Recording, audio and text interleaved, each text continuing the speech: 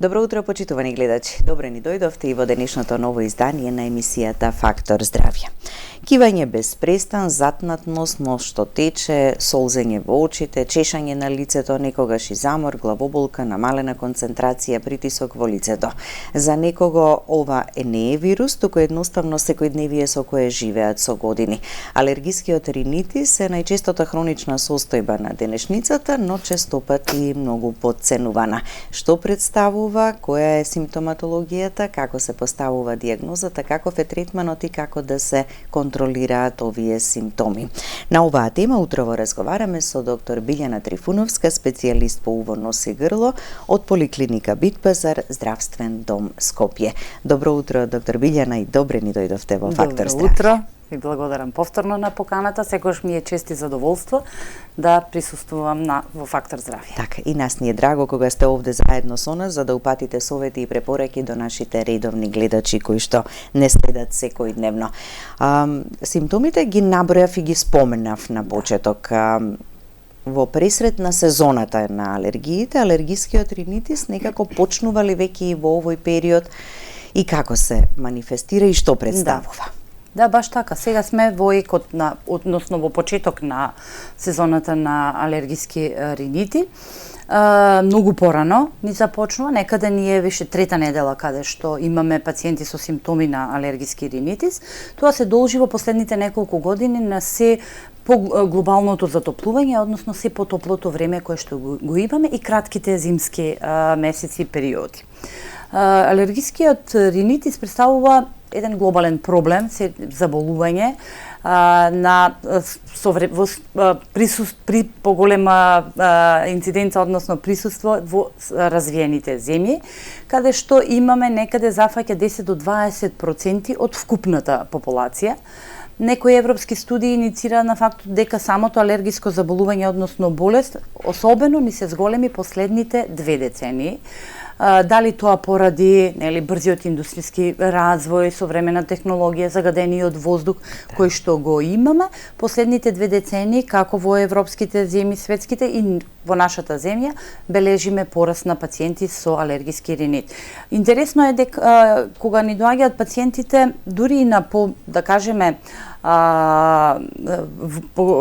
повозрасни пациенти кои што забележува дека до сега ние сме немале симптоми на алергиски ринит, но сега прв пат, да речеме на 70 години ми се појавуваат првите симптоми. Имаме и такви пациенти, но исто така можам да забележам дека и дечињата од се помала возраст се соочуваме со симптоми на алергиски ринитис. Значи, како што напоменав, алергискиот ринит е болест на современото општество, се карактеризира со воспалителна реакција на назалната мукоза, со присуство на бројни клетки, воспалителни клетки, базофили, мастоцити, еозинофили, како и други клетки, но присуство на еден или повеќе од карактеристичните симптоми. И тоа ни е кивање во салва, она карактеристично кивање кога ќе дојдат пациентите и ќе кажат 15-20 пати кивам, вика, одеднаш, течна ринореја, односно обилна течна секреција од носот, и тоа е еден од доста карактеристичните симптоми, и назална обструкција, односно затнатост на носот. Покрај овие 3 главни симптоми имаме придружни симптоми, како што ни се чешање на носот, односно назален пруритус. Пациентите постојано вика имам чувство дека нешто ме тера да го чешам носот. Често пати знаат да се пожалат на епистакса, односно карварење од носот и хипоосмија, намалено чувство за мирис.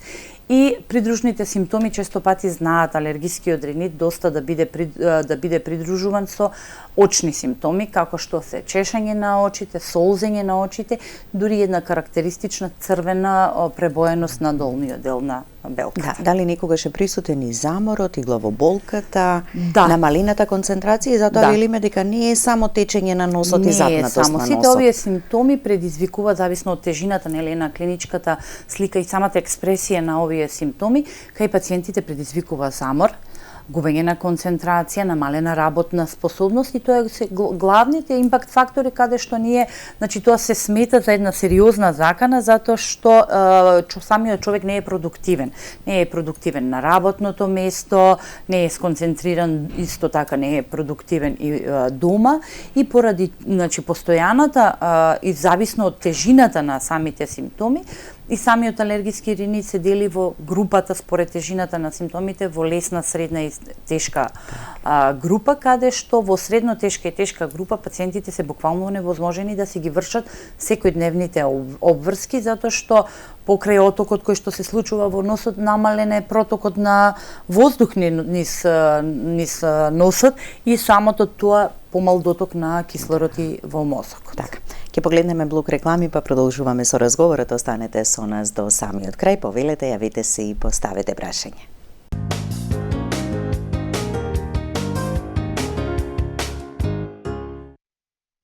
Со доктор Билјана Трифуновска, специјалист по уво, нос и грло од поликлиника Бит Пазар здравствен дом Скопје, зборуваме за алергискиот ринитис. И споменавте, доктор Билјана, дека денешницата, денешниот начин на живот и генерално веројатно е впечатокот и кај лекарите дека се повеќе луѓе се жалат на ваквите симптоми. Да.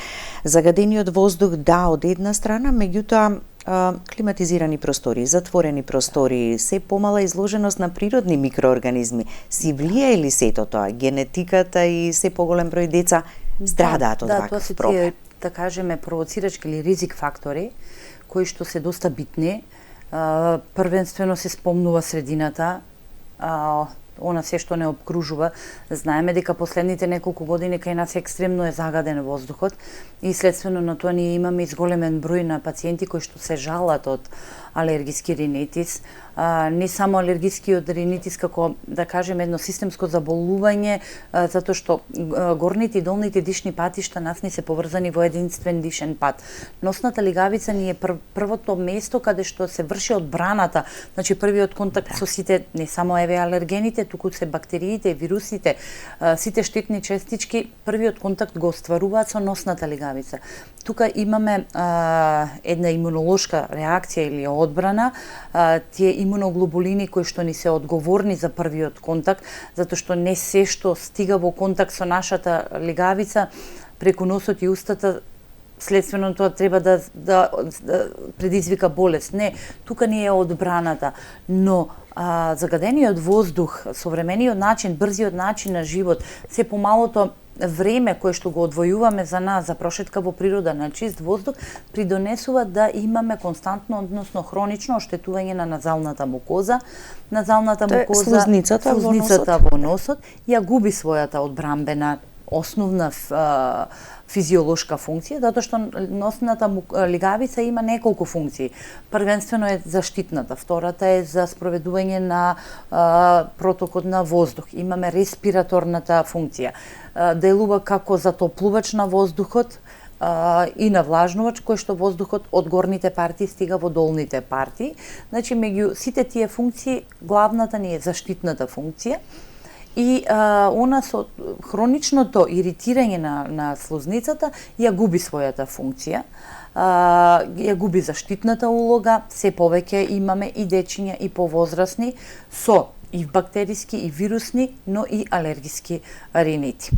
Она што се случува кај алергискиот ринит, и често пати, нели, ние сме во дилема дали кога сме во сезона на настинките, дали е настинка или е алергиски ринит, главните карактеристики, она што се одигрува во самата лигавица, тоа патофизиолошкиот механизам на настанување на вирусната реакција и алергиската реакција, и она што ние го забележуваме при оториноларинголошкиот преглед, затоа што ќе кажеме како се делат алергиските ринити.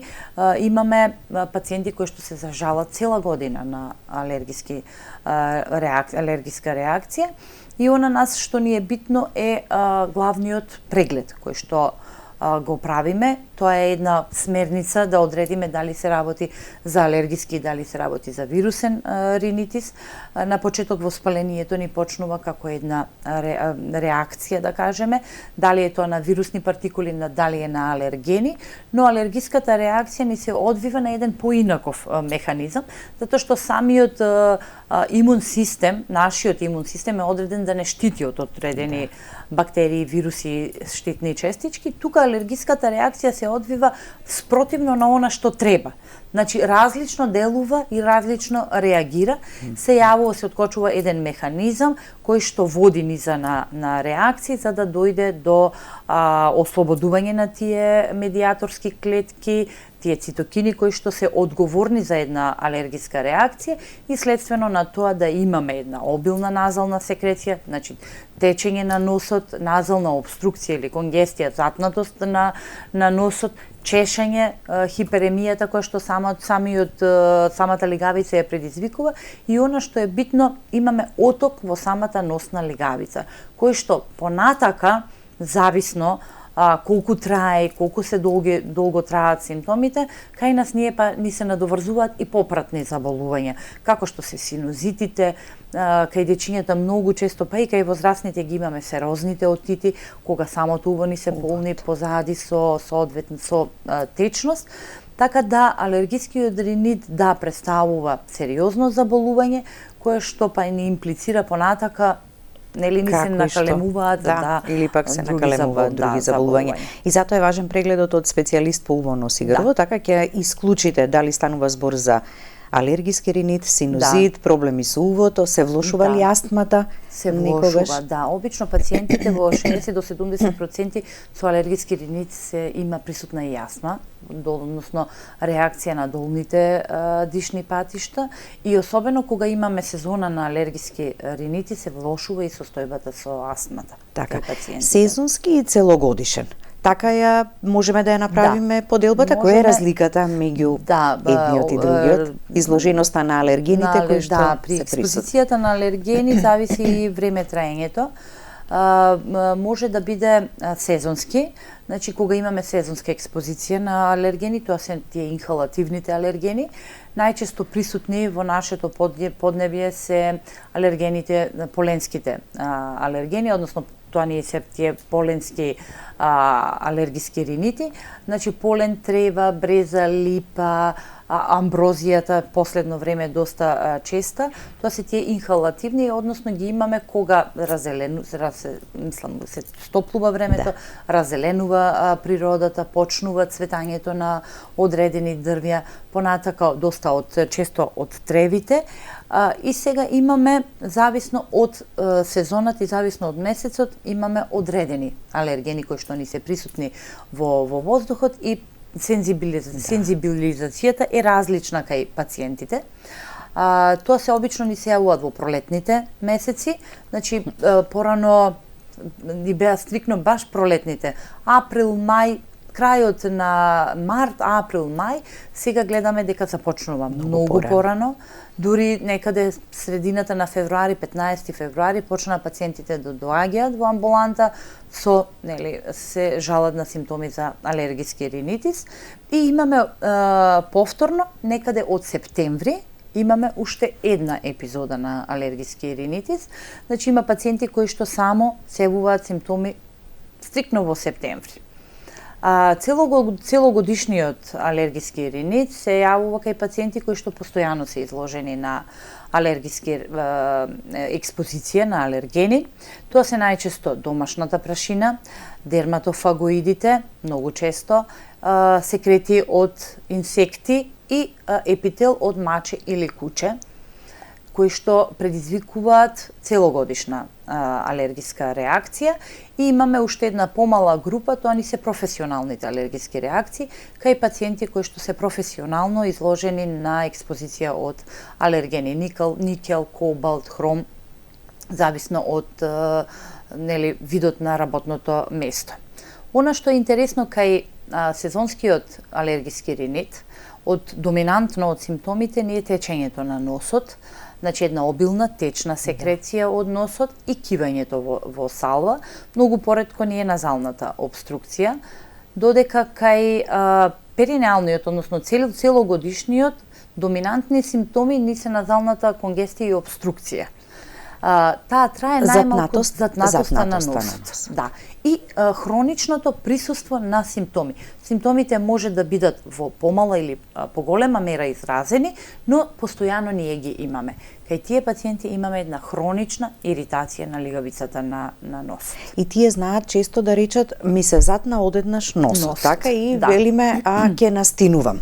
На тоа прво помислуваме, а всушност станува збор за алергиска реакција и ако не сме направиле преглед, можеме само да си предпоставуваме сами. Да. Лекување, диагностичкиот пристап, односно пациентите кои што доаѓаат нели кај нас во амбуланта, обично лесно ни е кога се работи за сезонските алергии, знаеме сега дека секогаш во тој период од годината истото нели го чувствуваат како симптом. Пациентите. Имаме пациенти кои што навистина имаме целогодишна експозиција и проблеми со алергиски ринит и тие ни се малку и потешки за лекување, затоа што тука имаме доста попратни, затоа што е хронична иритацијата на лигавицата, самата лигавица на носот е повулнерабилна и за прием на бактериски и вирусни партикули, па многу лесно на тоа ни се надоврзува, значи дали бактериско, дали вирусно заболување. Да. Кога рековте реагира телото и имунолошкиот систем, кај некого многу бурно за да се одбрани телото, а кај некого можеби нема воопшто да даде никаква реакција, а изложени се на истите алергени.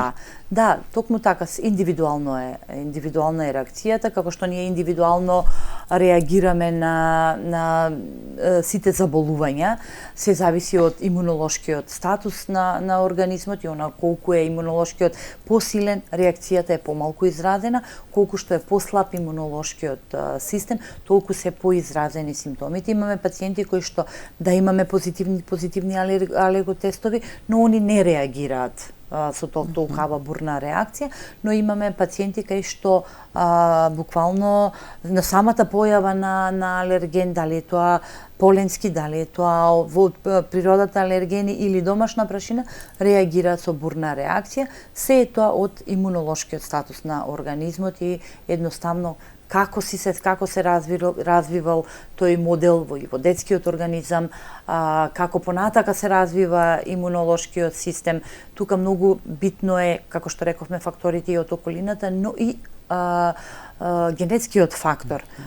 Многу често имаме да детето, мајката го донесе детето на преглед, каде што ние забележуваме и диагностицираме алергиски симптоми и алергиска реакција, да она ни даде анамнестички податок дека и мајката и таткото или некој во фамилијата или братчето или сестричката се со исто реакција на алергени. Да. Може ли некогаш заради искривување и оние девијации во носот кои што ги има, па по години кај некој од луѓето, а не го решиле проблемот, да се појават и вакви симптоми, веќе станал подложен? Да, можно е да е затоа што самата девијација и искривување на тоа е носната преграда. Носната преграда го дели носот на два дела и таа треба да биде централно поставена, кај да кажеме голем процент и во нашава земја и популација имаме девијација на носниот септум. Со самата девијација на носен септум имаме различен проток на воздух. Дали, да кажеме, ако е зависно кон лево, кон десно, имаме двојна девијација, протокот е намален, самиот реакција на назалната слузница е поинаква, дали поистенчена е на едниот дел, воспалена или отечена на другиот дел, со самото тоа е многу значајна улога и при алергиските ринити, затоа што недоволното и неправилно дишење низ носната лигавица не се овозможува тој назален клиренс ние кој што го имаме, затоа што внатре во самата назална лигавица има и влакненца кои што имаат улога на придвижување. Кога ние инхалираме или вдишуваме, они се кон смерот на протокот на воздух, кога издишуваме, они се во обратен смер. Со самото тие придвижување и лачењето на слуста на самата лигавица придонесува да се што се задржува во носната лигавица се исфрли при издишување и придување, нели, кога вршиме ние тоалета, придување на носот, со помош на влакненцата се засилува и се елиминираат тие штетни вирусни или бактериски или алергенски честички кои што се задржуваат и на слуста со помош на, ние тоа го викаме мукоцилиарен клиренс, се елиминира. Кај девијациите, кај полипите во носот, тоа е пореметене тој механизам, затоа многу полесно и почесто знае да ни се јави кај таквите пациенти кај кои што е присутна една девијација. Да, вака надворешно не можеме да забележиме, освен да направиме преглед кај специјалист по уво, нос и грло, ама чувствуваат некои симптоми, ама не знаат заради што е тоа. Често пати знае да се забележи ако е поизразена девијацијата. Дали е тоа како последица на пат удар, искршена фрактура на носот, па да се искриви комплетно носната структура, па се забележува од визуелно од надворешниот изглед, но често пати ние откриваме при една предна риноскопија, односно при еден клинички преглед. Да. Може да прави склоност кон повеќе настинки вирози ако е присутна девијацијата, а не се реши единствено хируршки, само се решава, така? Се решава само хируршки. Ние пробуваме медикаментозно со намалување на оток, самата девијација, нели реков дека не придонесува до нефизиолошка функција на носот и пробуваме прво со медикаментозен третман, ако кај пациентите е поизразена девијацијата и поизразени се симптомите, советуваме и хируршки да се обработи, односно да се реши. Така. Алергискиот ринитис е многу присутен, дали е потценет од страна на пациентите? На почеток, дека ги има симптомите, дека некако се снаоѓаат, некако се прилагодуваат на целата таа ситуација и ги оставаат да си обстојуваат. Тоа е кај мал број на пациенти кај што имаат помалку изразени симптоми. Не верувам дека кај пациентите кои што се изразени алергиските реакции дека би ги оставиле симптомите затоа што буквално они не може да дишат. Постојано се со марамче, шамивче за дување на носот. Има таа постојана секреција, не може да диши. Се жалат дека не може да ги извршуваат работните обврски, не може еден состанок да се организира зависно нели од работата, така да се игнорираат кај пациентите со послаби симптоми, кај тие што се со поизразени, они си бараат решение и често пати знаат дека едноставно бараат решение, идат ми издосади докторка. Не можам повеќе да го издржам. Кога иде сезоната на алергии не функционираме. Ве молам чаре некој да барем да се намалат симптомите. Значи тоа се пациенти кај што имаат посериозни Ама и тие поблаги симптоми ако се остават, така по некоја година можеби и тие ќе се интензивираат. Дали е ова идеален период и време за барем некаква подготовка на организмот во пресрет на сезоната на алергиите? Пациентите кои што имаат, обично се повторуваат еднаш кога ќе почне алергиската реакција, знае да се повторува последователни години и они си ги знаат симптомите, го чувствуваат и почетокот, почнуваат тие првични симптоми и обично ние препорачуваме да се почне и превентивно, барем недела до 2 пред да започнеат симптомите, да се започне со соодветна терапија, за да тој цел период кој што го имаме на се повисока експозиција кога имаме на алергени, полесно да се помине со симптомите. Да не остава да почнат симптомите буквално со една ринореја, течење на носот и затнатост во носот, да отпосле се почне со терапија, да се почне со време. Да. Ќе погледнеме уште еден блок реклами, па продолжуваме понатаму. Останете со нас до самиот крај.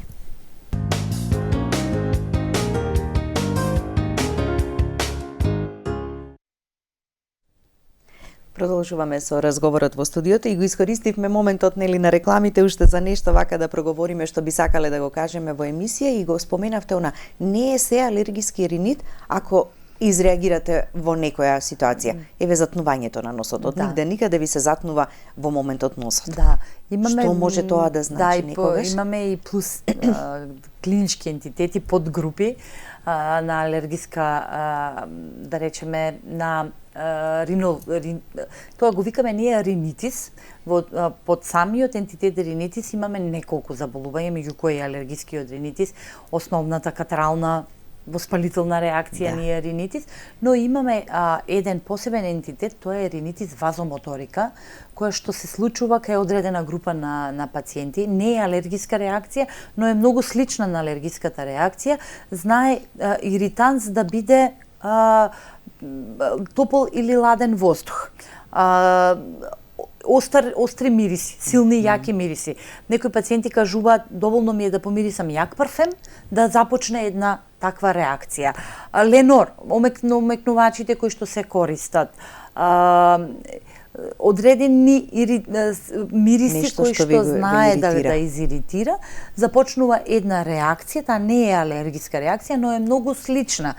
Истиот сличен механизам го имаме на откочување на таа низа на реакции, да кај одредени пациенти настане моментално затнување на носот и моментално течна секреција на носот, па тоа брзо се смирува. Да. Значи тоа ни спаѓаат во еден посебен тип на заболување на носната легавица, тоа е вазомоторен ринитис.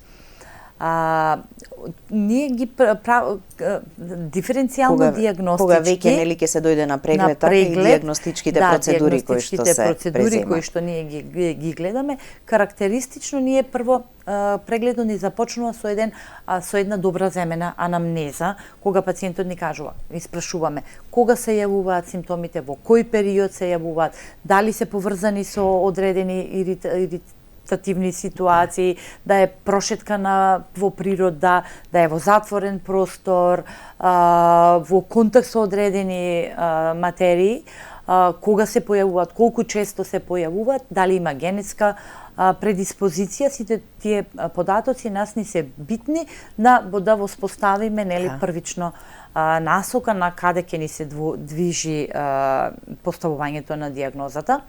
Она што прво ние го правиме е клиничкиот преглед. Тоа е оториноларинголошкиот преглед и нас ни е битна таа предна риноскопија, која што се забележува состојбата на носната легавица. Она што го забележуваме ние кај алергискиот ринит е таа една бледа легавица, за разлика од воспалителните реакции каде што имаме силна хиперемија. Тука легавицата е бледо-ливидна, значи бледо-сива легавица, отечена, со бистра секреција. Кога употребуваме соодветни ендоскопи, како фиберназоендоскопскиот преглед, нешто е со поголемо зголемување и кое што убаво ги гледаме и позади структурите на носот, да ги забележуваме исто еден карактеристичен симптом на стаклест секрет. Тоа не е секрет како нишки кој што ни е испреплетен околу носните ходници. Понатака имаме хипертрофија на назалните конхи, односно задебелување на назалните конхи, задебелување на самата легавица, едемот што се прави и присуството на водената секреција. При фиберназоендоскопскиот преглед забележуваме во задните партии дали имаме зголемен трет крајник, да речеме присуство на одредени теу структури. При орофарингоскопскиот преглед ја забележуваме легавицата на слузницата на грлото, дали тука нешто ни се случува како воспалителна реакција и секако отоскопскиот преглед на мембраната, односно на тапанчето, дали имаме насока, односно ни се движи заболувањето кон серозен отиц. Так, може да се откријат многу состојби за кои што можеби и не сме свесни дека ги Да. имаме. Имаме гледач на линија, да го слушнеме прашањето. Добро утро, повелете. Добро утро. Дали се слушаме? Доколку се уште сте на линија, ајде да се обидам уште еднаш да ве повикам. Добро утро. можеби ќе се јави гледачот, ќе се обиде уште еднаш да зазвони, откако ќе се постави дијагнозата. Каква е терапијата? Каков е текот? Или има уште нешто што треба да се земе во предвид? Ова е само оториноларинголошкиот преглед. Ние ги правиме алерголошките тестови, значи иницираме да се направат алерголошки тестови, најчесто ни се кожните прик тестови, каде што ни дава сознание дали во организмот имаме алергиска реакција и на што е организмот сензибилизиран, односно на кои алергени реагира. Тоа ни е исто доста добар стандард. Понатака секој пациент се прави тоа или пак се прави проценка кај кого ќе се направат алерготестови? Генерално прво се прави проценка кај кого, но нас ни е битно при лекувањето да знаеме која е состојбата, значи на што е организмот сензибилизиран. Дали е тоа на домашна прашина, дали е тоа на дерматофагоиди, куче, маче, поленските, инхалативните, многу ни е битно затоа што не дека ние можеме пациентот да го исклучиме, затоа што најдоброто лекување на алергиските ринити не е избегнување на контактот. Значи тоа ни е првата стапка. Ама дали секогаш ќе можеме да го избегнуваме? Дали секогаш можеме? Сега е убаво пациентот кога знае дека е алергичен на домашна прашина, дали е алергичен на полен, на бреза, на липа, на трева и знае да си го измодулира да го избегнува контактот. И заради тоа ние ги правиме алергиските ринити покрај на клиничката слика која што ја добиваме со оториноларинголошкиот преглед, нас не е битно и алерголошките тестови. Да го слушнеме сега гледачот. Добро утро, повелете, ве слушаме. Што е, зашто е вака? Повелете, во програма сте. Ало. Поздрав на емисијата. Ви благодариме. Сакам да прашам, јас сум возрастен човек, околу 80 години. На детски денови има повредено носот, едната страна ми е искривен. А после, во годините, со магнетна резонанса имам кажано дека имам цисти горе во синусите. Имам проблеми при дишењето и во последно време доста слус имам на едната и другата ноздрица. Да ме советувате што е, како е. Така, ви благодариме за јавувањето. Да, ова се работи за повозрасен пациент. Често пати со годините самата носна лигавица го губи квалитетот, односно ослабува функцијата. Дополнително е повредата на носот, самата девијација на носната преграда и често присуство на секрет. Многу е битно секретот, дали е течен, дали е со променета боја и изглед. Ако е густ секретот, треба да се направи еден бриз од нос и од грло. Го советуваме пациентот да посети оториноларинголог за да се одреди, затоа што и да не се работи за алергиски ринит, значи имаме соодветна терапија, значи за што ќе му ги олесни овие потешкоти, ќе се намали секрецијата од носот и полесно ќе диши. Значи да се кај некого се применува локалната терапија, така без оглед и дали има некакви искривувања или пак девијација, Главното е да се намалат симптомите, да се контролира, да може со нив да се поминува секојдневието. Во поглед на терапијата, од каде се почнува и каков е текот на терапијата? Кај алергискиот ринит? Покрај клиничкиот орала преглед кој што го имаме ние и анамнестичките податоци, ние правиме соодветна проценка за секој пациент, зависно од тежината на клиничката слика, зависно од поделбата, дали е алергиски, целогодишен, дали е сезонски. Самата терапија ни зависи од сами индивидуалниот пристапот, индивидуален и проценка на самата тежина на клиничката слика. Колку што се поизразени симптомите, ние и по-тешка клиничката слика и по-тешко ние и лекувањето. Се оди со локална терапија.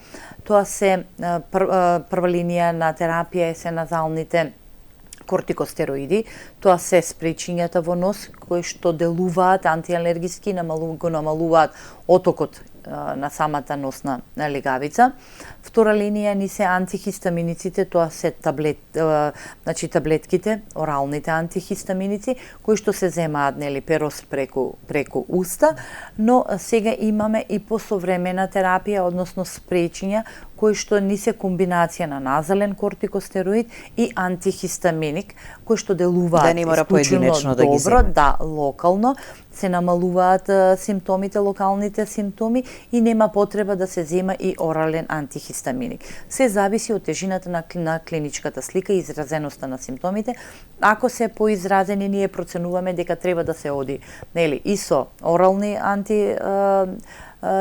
таблетки, но и со назален кортикоспреј. Имаме и посовремена сега терапија, тоа е имунолошката терапија, индивидуален пристап кон секој пациент, каде што ни се изразени со потешка клиничка слика, значи се оди на светско, нели, во светски рамки се оди на таа имунолошка терапија со цел за намалување на симптомите. Морам да напоменам дека лекување на алергискиот ринитис немаме. Аха, ќе се излекува ли тој?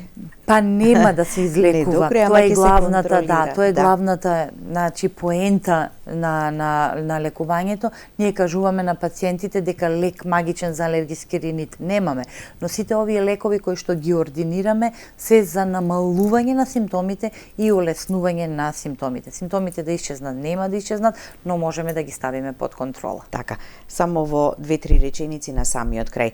Прекинување на терапијата на своја рака не, долготрајно користење на терапијата исто така не, за да не дојде до злоупотреба. Така, има луѓе кои што постојано се со капките или спречињата за нос, едноставно предизвикуваат и зависност. Претходна подготовка на организмот и телото пред сезоната на алергите и што е уште некоја препорака која што ќе ја даде? Така, ние препорачуваме симптомите кај пациентите, они ги знаат кога започнуваат, си го чувствуваат тоа во самиот организам и ние препорачуваме да се почне 10 дена пред сезонската експозиција на алергени. Знаеме обично кога почнуваме и ги советуваме пациентите да почнат со припрема. При самото земањето на било кое спречи или терапија, ние препорачуваме да се направи тоалета на носната легавица и таа тоалета да биде постојана. Со самата промивка ние ги промиваме алергените кои што доаѓаат и се лепат на носната легавица. Имаме дури и во вид на спрече, во вид на капки и емулзија, кој што прави еден филм каде што не дозволува контактот да биде постојан. Тоа е првата работа, односно превенцијата. Чист воздух, посета на природа, проветрување, кога е, нели, воздухот чист, со цел, нели, и главна цел ни подкренување на самиот имунитет на организмот, но кога се започнува со терапија, затоа е битно да се посети оториноларинголог, да се забележат симптомите, да се диагностицира заболувањето и да се даде соодветна терапија. Кога ние даваме терапијата, ние препорачуваме дозата која што треба да се земе. Многу често пациентите на своја рака земаат лекови. Да кажеме да спречињата на назалните кортикостероиди, дозата е 2 пати по 2 впрскување во секоја ноздрва. Значи често пати знае, јас сега еднаш ќе ставам сега, еднаш ќе ставам за 3 дена, за 2 дена, за 5 дена или 10 дена, па се прекинува, не се постигнува максималната концентрација на лекот во крвта за да ние можеме да ги ставиме во контрола симптомите. Доволно долго. На самиот крај сме, само јас се извинувам што ќе морам да ве прекинам. Препораките да се почитуваат од лекарите и навреме да си побараат совет кога ќе се појават овие симптоми. Ви благодарам за гостувањето. Ви благодарам. Благодарности и до вас за вниманието со кое не следевте. Останете и понатаму со програмата на ТВ24.